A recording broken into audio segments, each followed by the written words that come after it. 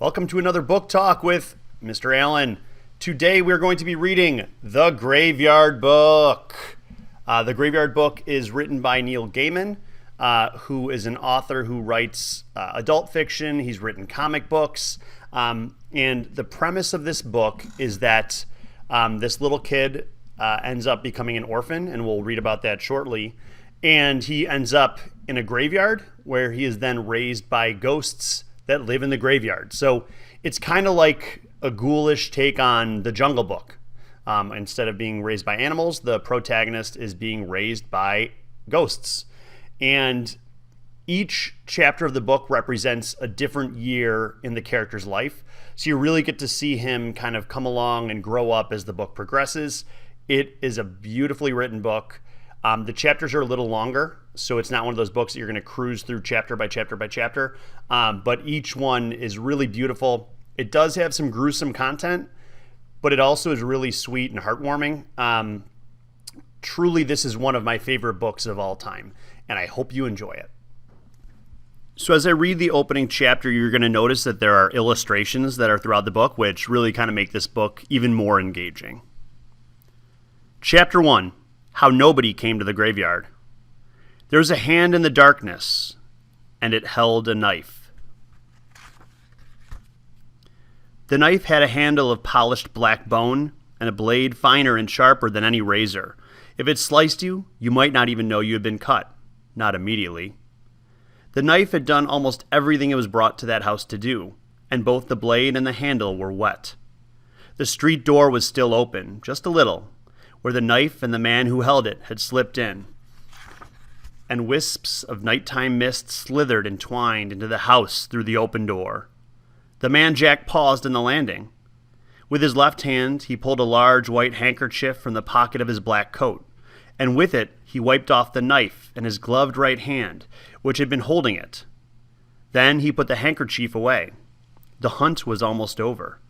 He had left the woman in her bed, the man on the bedroom floor, the older child in her brightly colored bedroom, surrounded by toys and half-finished models.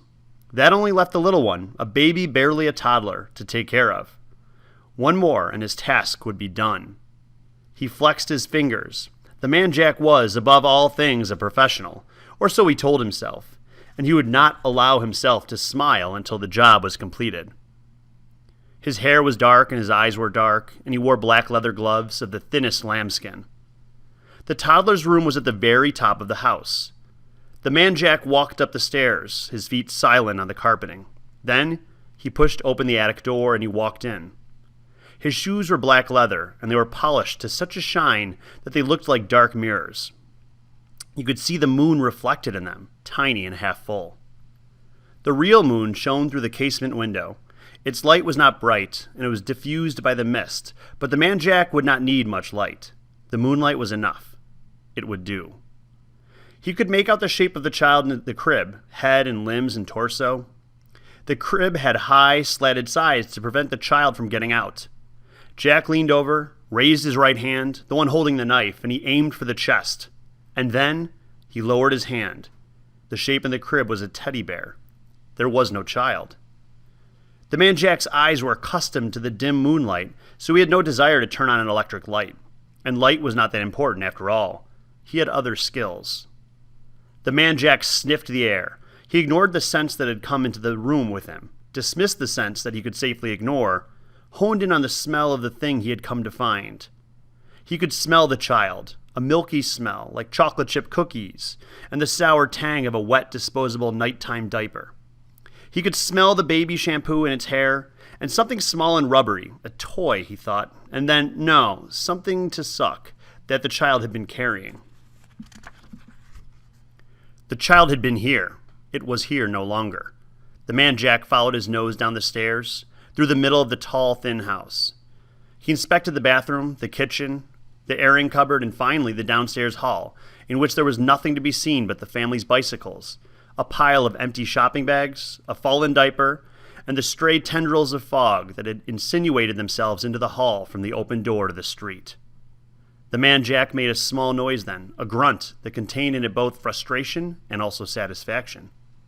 He slipped the knife into its sheath in the inside pocket of his long coat and he stepped out into the street.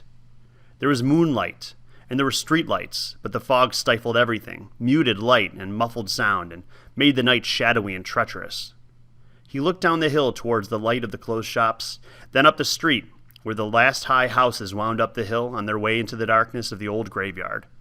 The man Jack sniffed the air. Then, without hurrying, he began to walk up the hill. So that's just the opening few pages of the Graveyard Book. Even in that small excerpt, you could really just visualize and hear and almost see and smell the vivid imagery that Gaiman uses throughout this book. It is a beautiful book. Like I said, it's incredible. I cannot recommend this book highly enough, and I hope you go out and read it. And also, don't forget to subscribe and like this video if you like these book talks, and you'll end up getting to hear more. So happy reading.